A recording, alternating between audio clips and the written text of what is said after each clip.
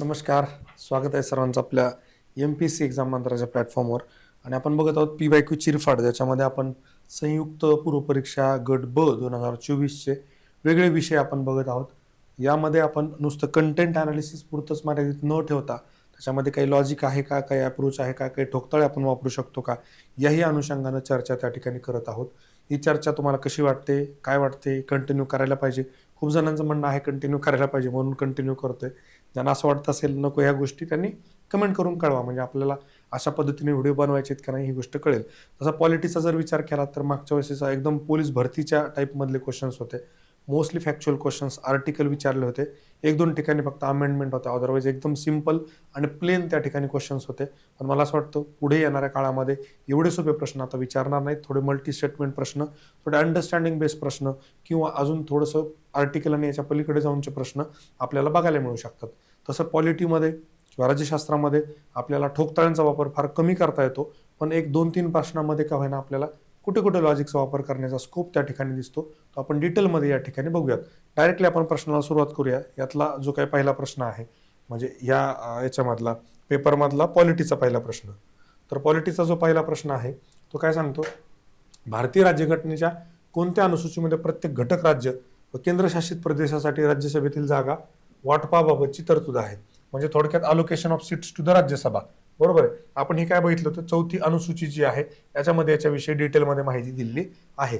आता याच्यामध्ये काय होतं की हा एकदम सिंपल फुल टॉस लेवलचा प्रश्न आहे, पण बऱ्याच वेळेला काय होतं की आता हे सगळे शेड्यूल्स वगैरे जर आपण बघितले अलोकेशन ऑफ सीट्स त्याच्यामधलं, तर आपल्याला काय होऊ शकतं, कन्फ्युजन होऊ शकतं.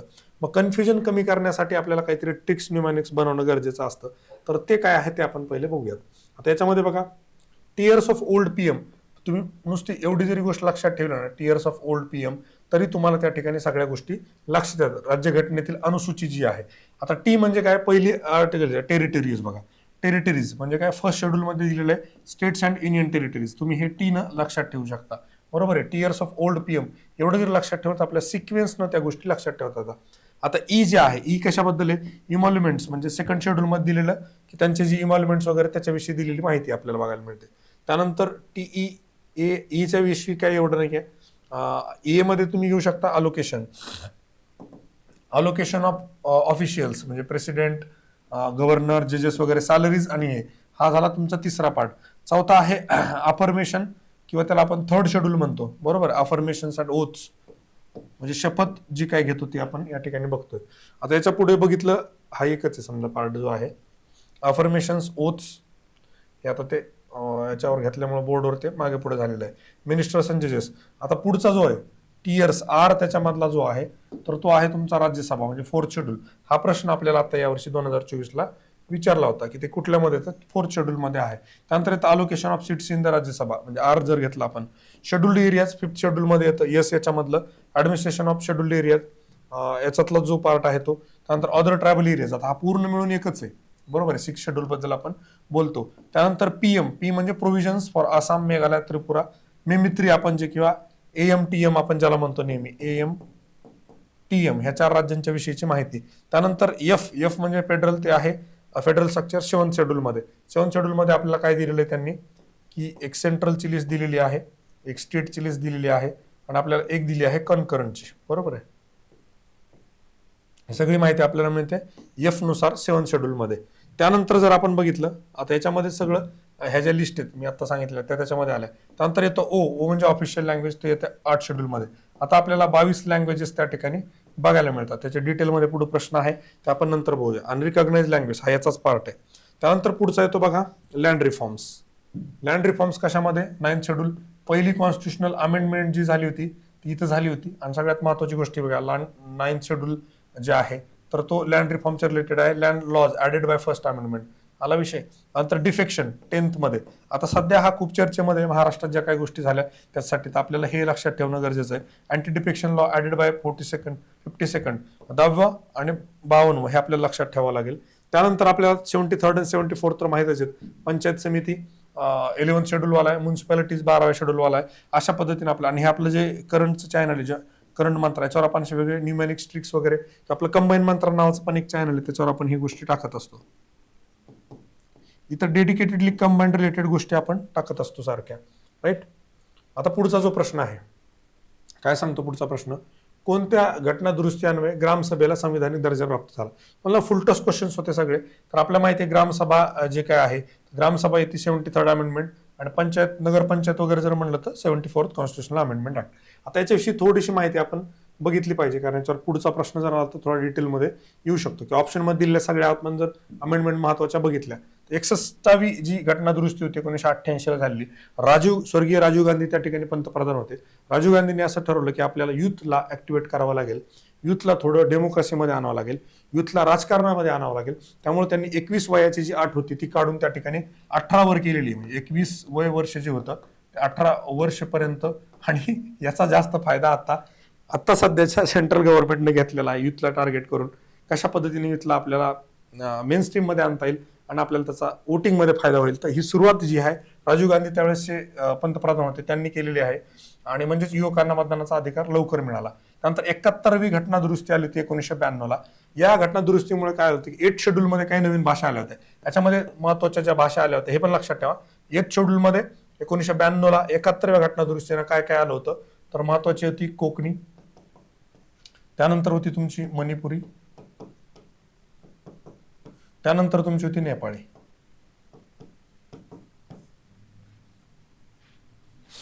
बरोबर आहे, कोकणी, मणिपुरी, नेपाळी. तसं जर बघितलं तुम्ही तर हे लक्षात ठेवायला फार जास्त काय, कोणी म्हटलं पुरी भाषेत येते असं काहीतरी लक्षात ठेवा. कोणी म्हणजे कोणे तर कोकणी, नेपाळ म्हटलं म्हणजे मणी, कोणी म्हटलं पुरी भाषेत येते, पुरी भाषेत येते असं काहीतरी एक लक्षात ठेवता येईल आपल्याला. त्यानंतर बघा 73वी घटना दुरुस्ती सगळ्यांना माहिती, 73rd कॉन्स्टिट्युशनल अमेंडमेंट 1992 ला. हे इयर लक्षात ठेवा. कधी कधी एमपीएससी तर घाईमध्ये पेपरच्या प्रेशरमध्ये आपण हे करतो. अत्यंत महत्वाची घटना दुरुस्ती आहे. त्यामुळे पंचायत राज व्यवस्थेला आपल्याला काय घटनात्मक दर्जा त्या ठिकाणी मिळाला. ग्रामसभा, ग्रामपंचायत, पंचायत समिती, जिल्हा परिषद यांना वैधानिक चौकट त्या ठिकाणी मिळाली. ग्रामसभेला घटनात्मक दर्जा त्या ठिकाणी मिळाला. नंतर 74 1992 ला अर्बन लोकल बॉडीजला घटनात्मक दर्जा. मग त्यामुळे आपल्याला काय झालं, शहरांमधील जे काही स्थानिक स्वराज्य संस्था आहेत त्याच्या रिलेटेड आपल्याला सगळ्या गोष्टी कॉन्स्टिट्यूशन मध्ये बघायला मिळतात. पुढचा, भारतीय संसदेबाबत खालीपैकी कोणती विधाने बरोबर आहेत? स्वातंत्र्यानंतरची तात्पुरती संसद एकसदनी होती. बरोबर आहे. स्वातंत्र्यानंतर गोष्ट काय झाली होती की आपण जी कॉन्स्टिट्यूशनल असेंब्ली आपली स्वातंत्र्याच्या आधीपासून कार्यरत होती, तर स्वातंत्र्यानंतर म्हणजे 1947 नंतर आपण त्या ठिकाणी काय केलं होतं, कॉन्स्टिट्यूशनल असेंब्ली आहे ना, आता पुढचं कामकाज तुम्हीच बघा. फक्त ते काय करायचे की ज्यावेळेस तिथं बसायचे त्यावेळेस वेगळ्या अर्थानं आणि ज्यावेळेस इकडे बसून. आता फॉर एक्झाम्पल आता मी एमपीएससी एक्झाम मंत्राचा डायरेक्टर, फाउंडर सगळ्याच गोष्टी आहेत. जेव्हा मी डायरेक्टर म्हणून बसतो तेव्हा ऑफिसमध्ये बसतो, विद्यार्थ्यांना भेटतो वगैरे. जेव्हा मी फॅकल्टी म्हणून असतो, मी जेव्हा आंतरो शिकवतो की एस इथिक्स म्हणा किंवा सायन्स म्हणा, करंट म्हणा, तेव्हा ॲज अ फॅकल्टी मी त्या ठिकाणी बसतो. म्हणजे मी व्यक्ती तोच आहे, फक्त माझा रोल काय असणार त्याच्यानुसार गोष्टी चेंज होत असतात. तसं कॉन्स्टिट्यूशन असेंब्लीमध्ये होतं. कॉन्स्टिट्यूशन तयार करताना जर ती बसली तर त्याचा हेड वेगळा असायचा, आणि जेव्हा तीच एखाद्या संसदेचं काम करायची त्यावेळेस त्याचा हेड वेगळा असायचा. हेच आपण खाली डिटेलमध्ये दिलेलं आहे. फार जास्त याच्यामध्ये काही नाही. राज्यसभा सदस्यांचा कार्यकाळ हा अमेरिकन सिनेटच्या सदस्यांप्रमाणे. आता इथे अशा वेळेस एक गोष्ट लक्षात घ्यायची, अप्रोच खूप महत्वाचा आहे. इथे आता तुम्हाला ऍटलिस्ट कंबाईनच्या राज्यसभा प्रिलिम्सच्या पेपरमध्ये हे अपेक्षित नाही की तुम्हाला अमेरिकेमध्ये कशा पद्धतीनं कार्यकाळ आहे, तिथलं स्ट्रक्चर कसं आहे किंवा युकेचं स्ट्रक्चर कसं आहे. मोस्ट ऑफ द टाइम त्यांनी ज्या ज्या वेळेला इतर देशांच्या बाबतीमधल्या कॉन्स्टिट्यूशन म्हणा किंवा पार्लमेंट रिलेटेडच्या माहिती दिलेली आहे, मोस्ट ऑफ द टाइम ती करेक्ट आहे.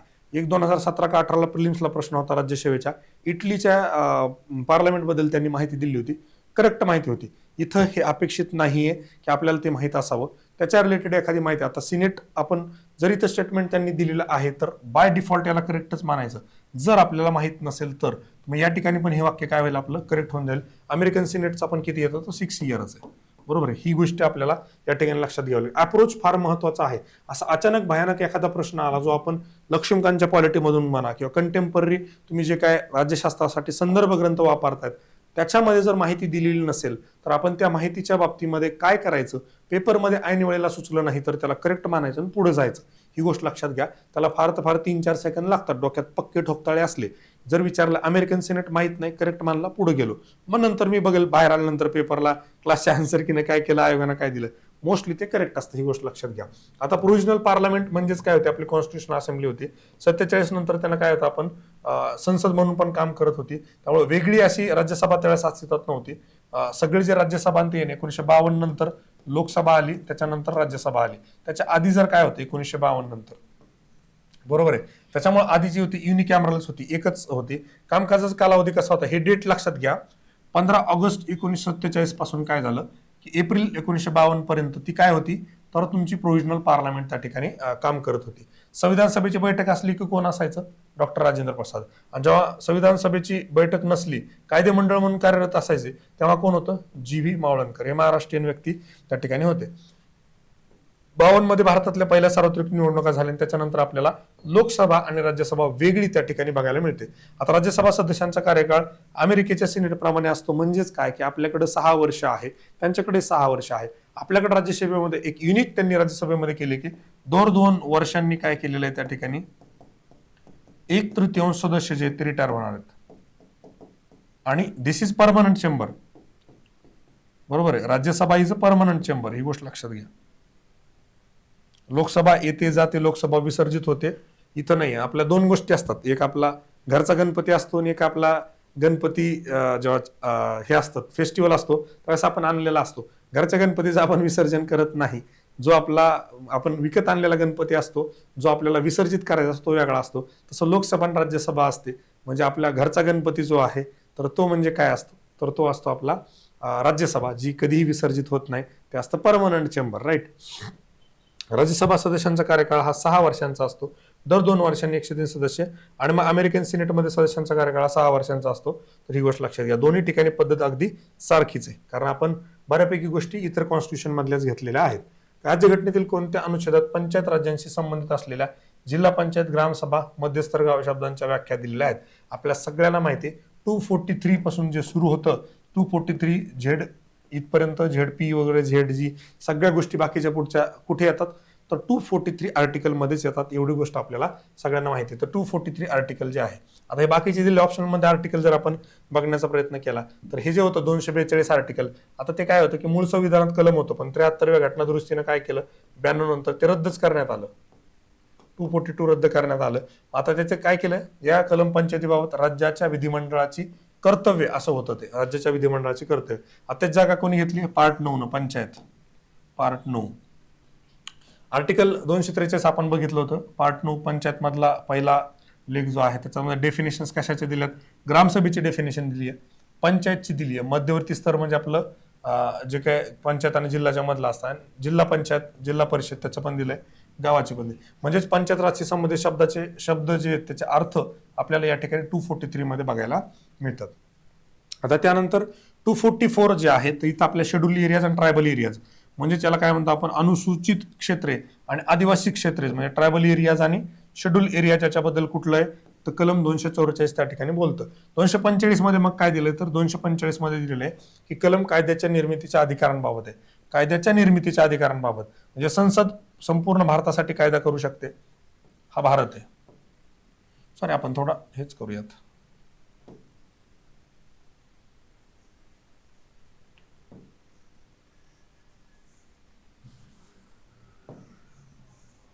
राईट, अशा पद्धतीने आपल्याला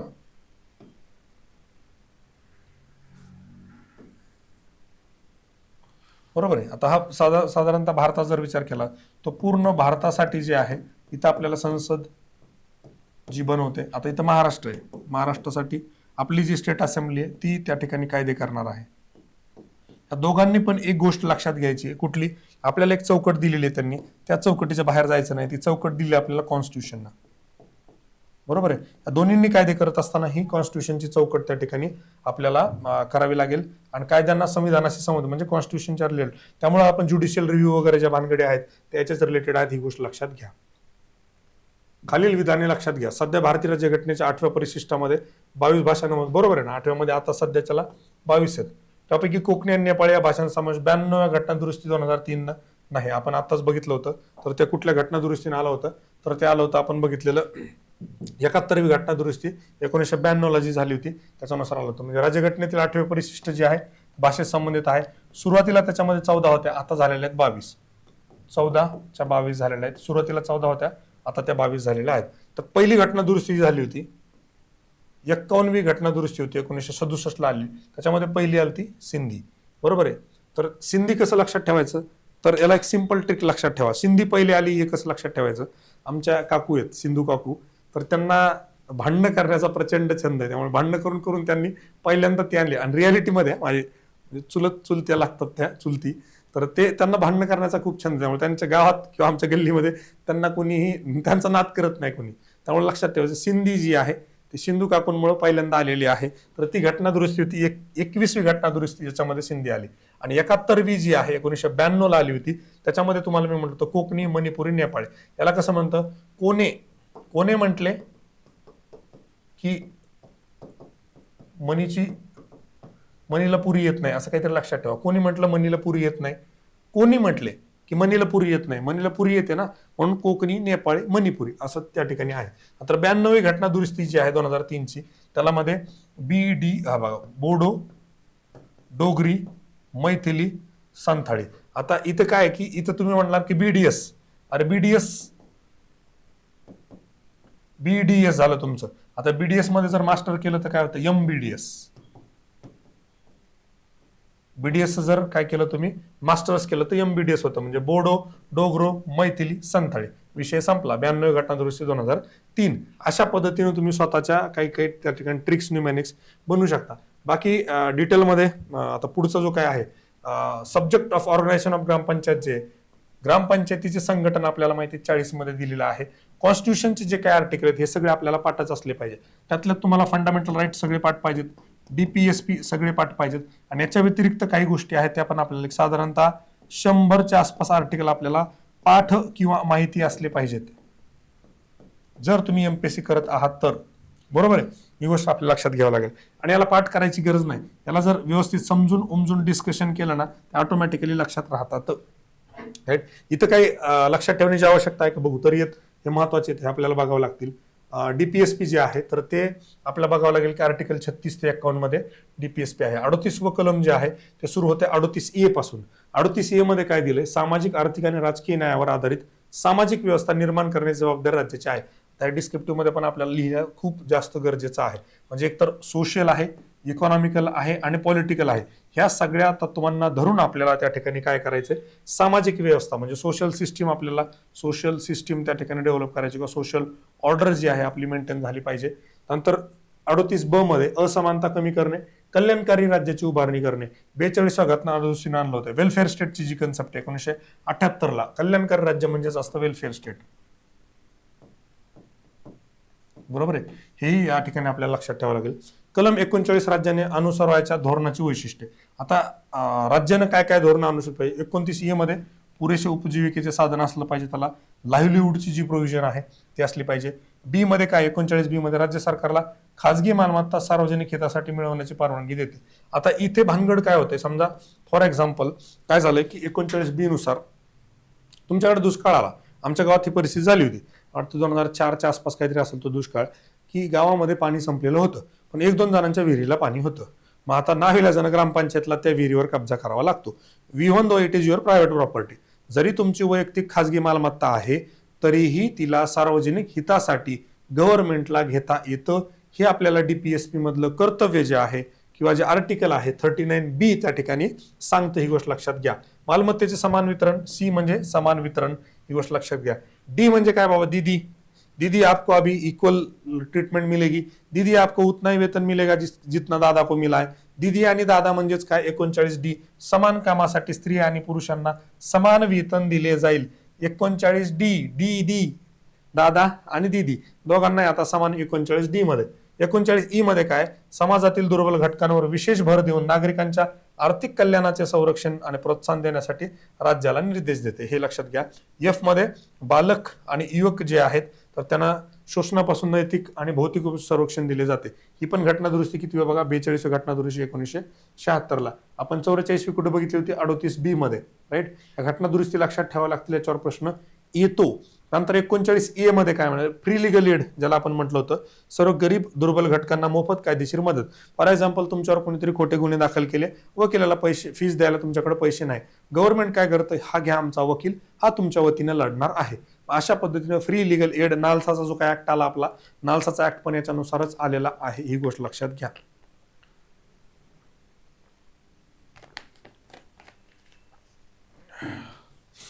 इथं आर्टिकल आपल्याला लक्षात ठेवावं लागेल 39 आहे.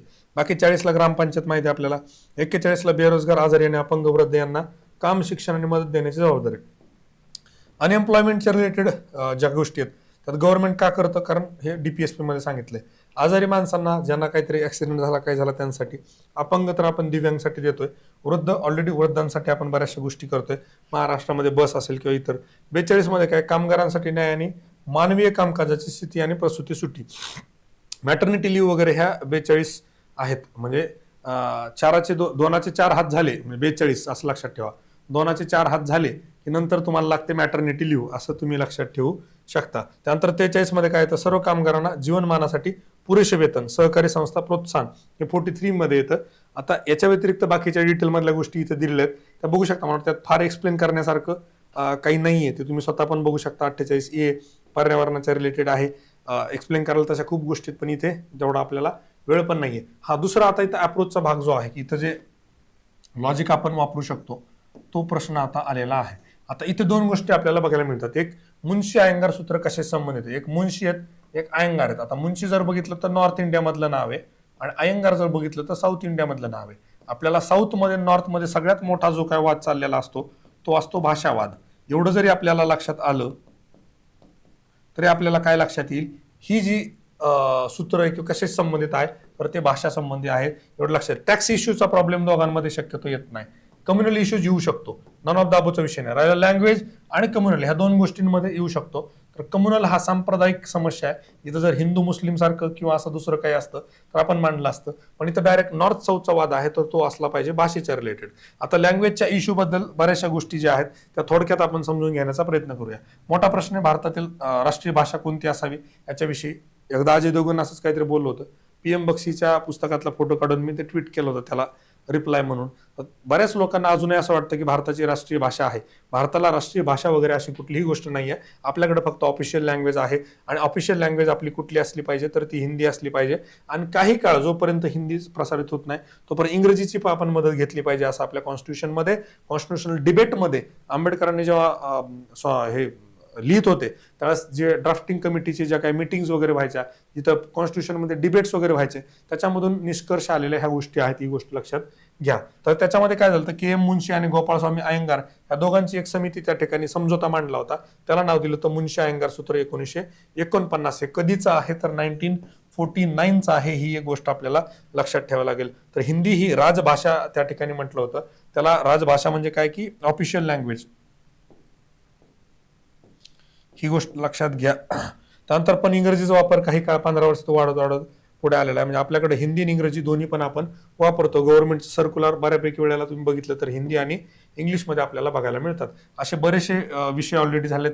रॅमसे मॅकडोनाल्डनं जो काय जातीय निवाडा आणला होता, त्यात गांधी आंबेडकर यांचा करार झाला होता 1932ला. हे आपण सगळ्या गोष्टी ऑलरेडी इतिहासामध्ये का होईना बघितलेल्या आहेतच. पुढे constitution of India has provided for the election commission as per the following article.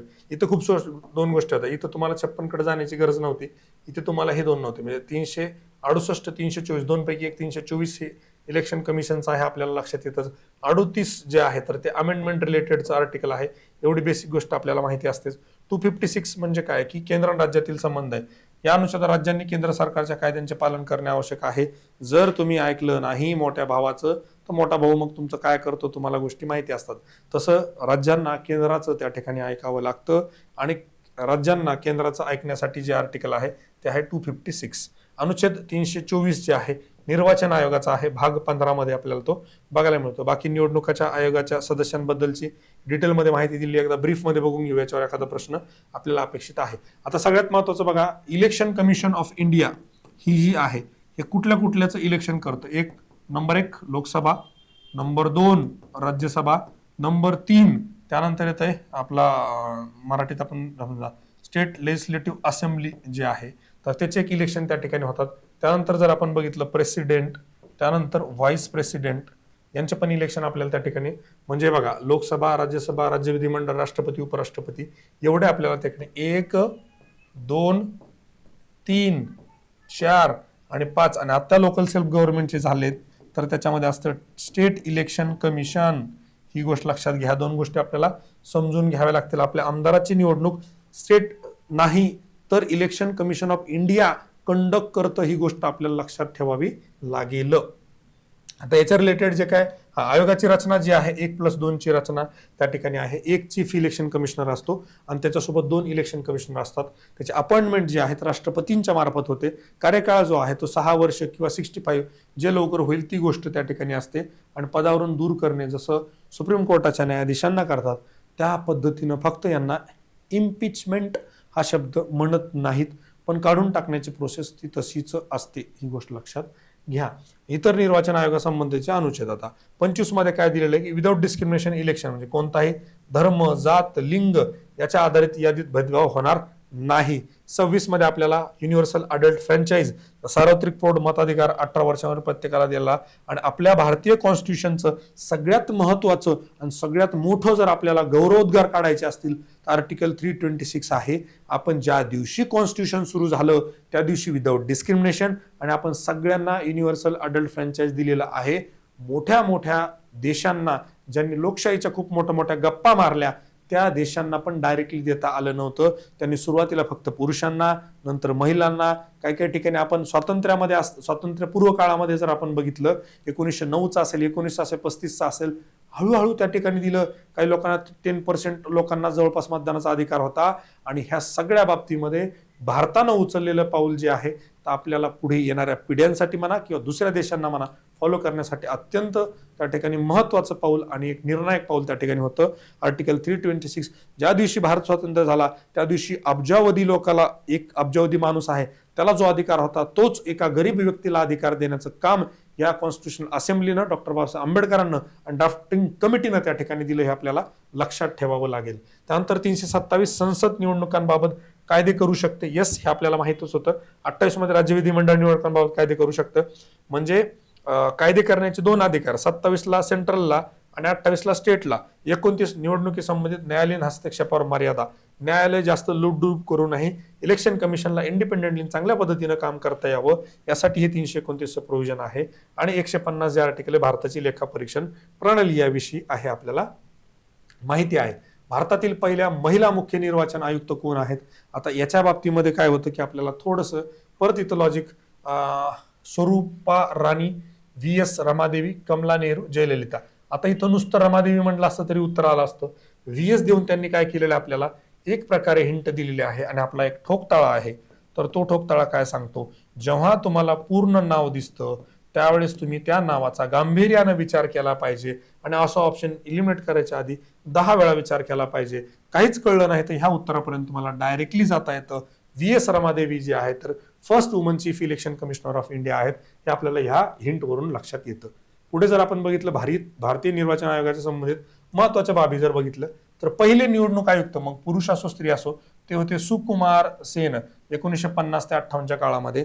हे नावच एकदम सुकुमार असल्यामुळं त्यांनी सुनियोजितपणे निवडणूक पार पाडली, त्यामुळे त्यांना तो अधिकार मिळालेला आहे सुकुमार सेन यांना. आयोगाचे बहुसदस्य होण्याबाबत आता इथे एक गोष्ट लक्षात घ्या, लँडमार्क काय 1950 ते आपल्याला 1989 पर्यंत, to be very specific 15 October पर्यंत आपल्याला काय बघायला मिळतं तर एकच सदस्य त्या ठिकाणी बघायला मिळतो.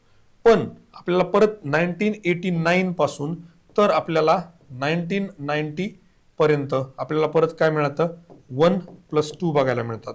हा झाला दुसरा टप्पा. त्यानंतरचा तिसरा टप्पा येतो 1990 पासून तर 1993 पासून पुढे, म्हणजे आज तागायत आपल्याला परत काय बघायला मिळतं की 1990 पासून तर 1993 पर्यंत परत आपल्याला त्या ठिकाणी एकच सदस्य बघायला मिळतो. आणि नंतर परत 1993 पासून आज तागायत आपल्याला 1+2 हे स्ट्रक्चर बघायला मिळतं.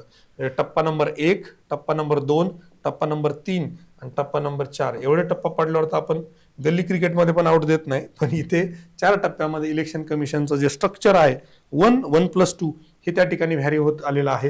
यातल्या महत्वाच्या डेट्स ज्या आहेत आपल्याला लक्षात ठेवण्यासाठीच्या त्या आहेत 15 ऑक्टोबर 1989, त्यानंतर 16 ऑक्टोबर 1989 आणि त्यानंतर जानेवारी 1990 आणि ऑक्टोबर 1993 हे महिने आणि हे इयर आपल्याला लक्षात ठेवणं गरजेचं आहे. कारण अशा पद्धतीनं हळूहळू अर्थात इलेक्शन कमिशनच्या नेमणुकीसाठी गव्हर्नमेंटने रिसेंटली एक कायदा केला 2023ला. त्या कायद्यानुसार काय केलं, एक समिती बसवणार आणि ती समिती ठरवणार इलेक्शन कमिशनर कोण असणार आहे. इलेक्शन कमिशनची बॉडी त्याच्यामध्ये PM जे आहेत प्राईम मिनिस्टर असणार आहेत, लीडर ऑफ अपोजिशन त्या ठिकाणी एक असणार आहे आणि एक मिनिस्टर कुठला, जो पंतप्रधान सांगेल तो. अशी 3 मेंबरची बॉडी काय करणार आहे, शिफारस त्या ठिकाणी आयुक्त नेमणुकीसाठी करणार आहे, मुख्य निवडणूक आयुक्त आणि इतर आयुक्तांच्या बाबतीमध्ये. आता मुख्य निवडणूक आयुक्तांना पदावलीची टेन्युअरची सुरक्षितता आहे.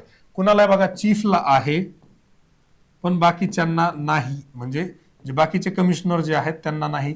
ही अत्यंत दुर्दैवी गोष्ट आहे. चीफला जर दिली ती यांना पण द्यायला पाहिजे होती, पण असं त्यांनी त्या ठिकाणी केलेलं नाहीये. म्हणजे राष्ट्रपतीच्या मर्जीने पद धारण करत नाही कोण, चीफ इलेक्शन. पण बाकीच्यांना राष्ट्रपती म्हणला उठ तर उठ, बस म्हणला तर बस, अशा पद्धतीनं कामकाज त्यांना करावं लागतं. ही गोष्ट आपल्याला लक्षात ठेवावी लागेल. Which article in the constitution deals with the topic of state legislature. State लेजिस्लेचरच्या बाबतीमध्ये आपल्याला लक्षात येईल हे 380 खूप दूरचं झालं, 22 तर आधीच आहे, 25 पण आधीच आहे, उरलं एकच आर्टिकल 168.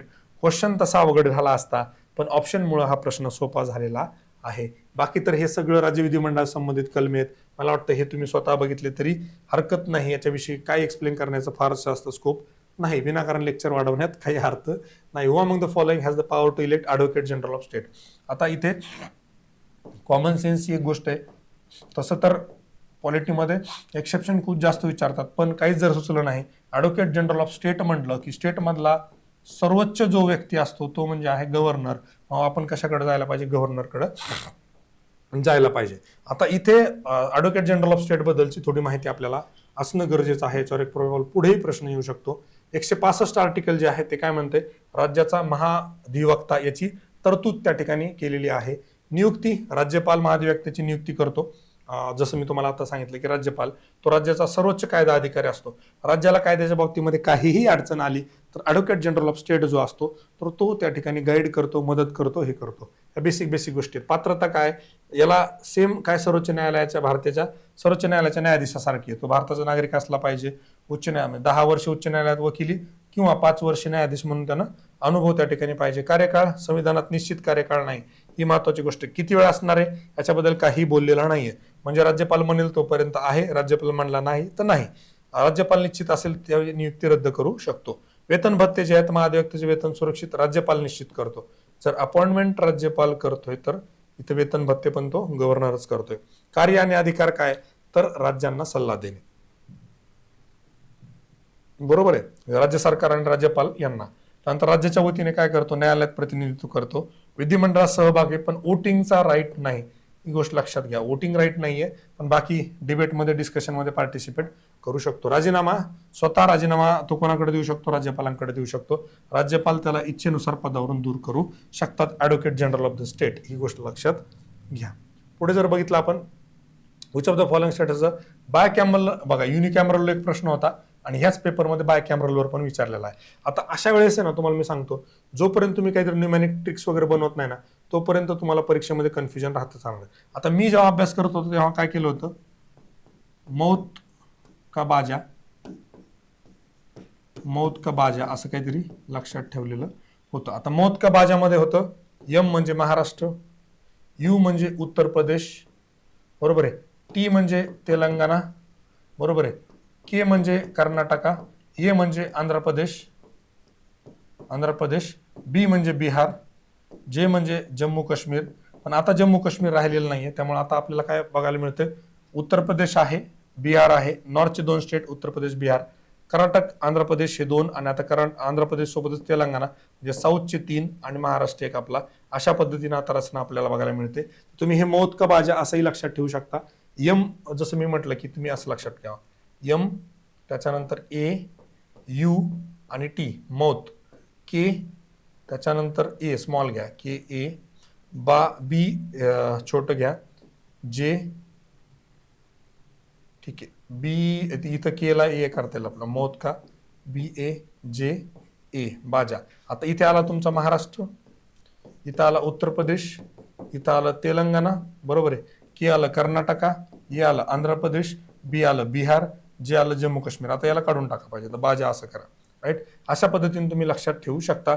अशा ट्रिक्स अँड न्यूमेनिक्स तुम्हाला त्या ठिकाणी मदत करतात. राहिलेल्या 22 राज्यांमध्ये युनिकॅमरल विधान त्या ठिकाणी आहे. तमिळनाडूनं ट्राय केला होता, मला वाटतं ओरिसानं पण ट्राय केला होता, त्यांच्यामध्ये काहीतरी गोष्टी झाल्यामुळं ते कन्वर्ट होऊ शकलं नाही.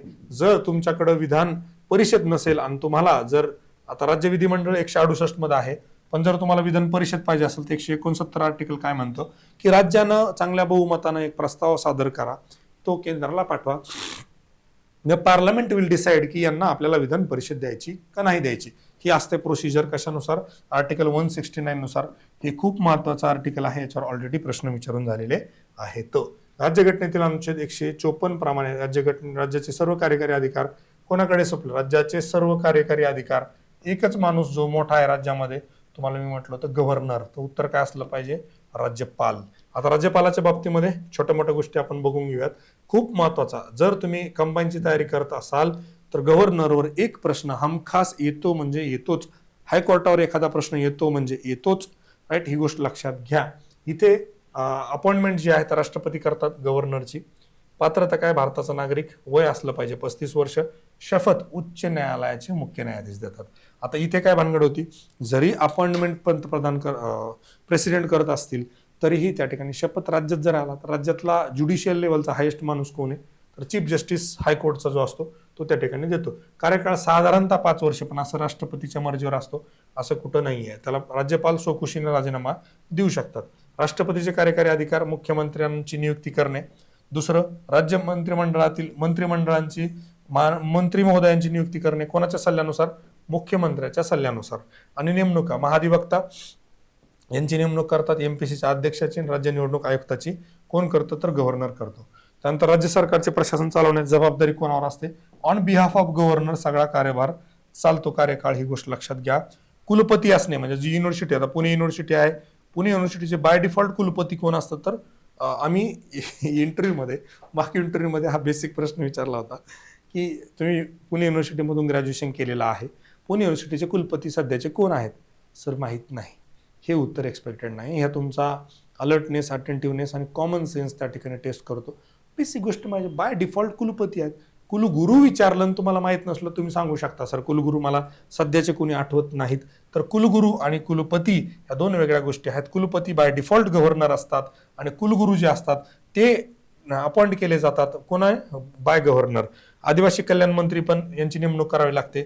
छत्तीसगड, मध्य प्रदेश, ओरिसा आणि झारखंड हे 4 जर राज्य बघितले तर आपल्याला हे ट्रायबल स्टेट त्या ठिकाणी बघायला मिळतात. बिहार आधी झारखंड बिहारमध्ये असल्यामुळं, आता जर झारखंडच बाजूला गेलं तर बिहार मधला जो काय ट्रायबलचा पार्ट आहे तो कमी झाल्यामुळं बिहारला वगळून टाकलं.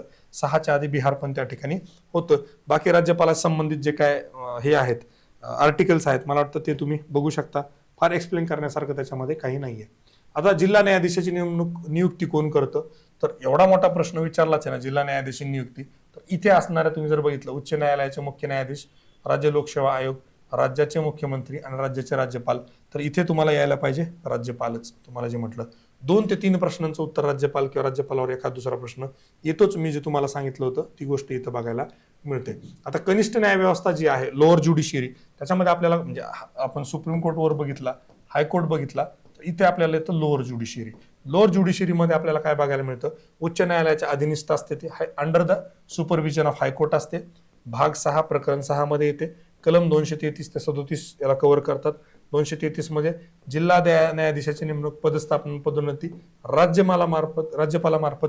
पण राज्यपालाला गाईड कोण करतं? तर उच्च न्यायालय. कारण उच्च न्यायालय हे आहे ज्युडिशियरी मधलं एक्सपर्टीज. राज्यपाल एवढा एक्सपर्ट नाही की त्याला जज कोण बसवावं हे कळेल, म्हणून त्याला सल्ला देण्याचं काम कोण करत असतं? तर ते करत असतं हायकोर्ट. पण जेव्हा एखादी परीक्षा घेऊन, जसं JMFFC वगैरे सारख्या परीक्षा घेऊन अपॉइंटमेंट करायची वेळ येते, तेव्हा तो येतो एमपीसीचा विषय. पण परत तिथं ते की एमपीसी आणि उच्च न्यायालय ह्या दोघांचा विचार करून त्या ठिकाणी 234 नुसार राज्यपाल काय करतो? जिल्हा न्यायाधीशाव्यतिरिक्त अन्य व्यक्तीची राज्याच्या ज्युडिशियल सर्व्हिसेसमध्ये अपॉइंटमेंट त्या ठिकाणी करत असतो. 235 मध्ये कनिष्ठ न्यायालयावरील नियंत्रण हे हायकोर्टाचंच असणार आहे ऑब्विसली. जसं आपण स्ट्रक्चर जर बघितलं तर याच पद्धतीनं ते काम करत असतं, ही गोष्ट आपल्याला लक्षात घ्यावी लागेल. बरोबर. पुढचा which article of the constitution provide that every high court will be a court of record. आता कोर्ट ऑफ रेकॉर्ड जे आहेत आर्टिकल 215 त्या ठिकाणी उत्तर आहे. 15, 16, 17, 18 खूप छान ऑप्शन दिले होते, त्यामुळे हा प्रश्न अवघड होऊ शकतो. आता बाकी डिटेलमध्ये मला असं वाटतं इथं सगळ्या प्रोव्हिजन्स त्यांनी दिलेल्या आहेत, याच्यामध्ये फार जास्त काही स्कोप नाही आहे, त्यामुळे आपण इथेच थांबूया. परत तुम्हाला तेच म्हणेल की मला सांगा अशा पद्धतीनं व्हिडिओ लेक्चर्स घेतले पाहिजे का, किंवा न्यूमॅनिक ट्रिक्सवर तुम्हाला जे डिफिकल्ट पार्ट जातो तो कमेंट करून सांगा. त्याच्यावर आपल्याला काही न्यूमॅनिक ट्रिक्स बनवता येतात का, जेणेकरून तुम्हाला परीक्षेमध्ये कन्फ्युजन होणार नाही आणि कमी वेळेमध्ये ॲक्युरेटली उत्तरापर्यंत पोहोचता येईल. तर निश्चितपणे कमेंट करून सांगा. तुमच्या कमेंटची आणि तुमच्या प्रतिक्रियांची आतुरतेने वाट बघणार आणि पुढे काय करायचं ते ठरवणार. So thank you so much and all the very best my dear friend.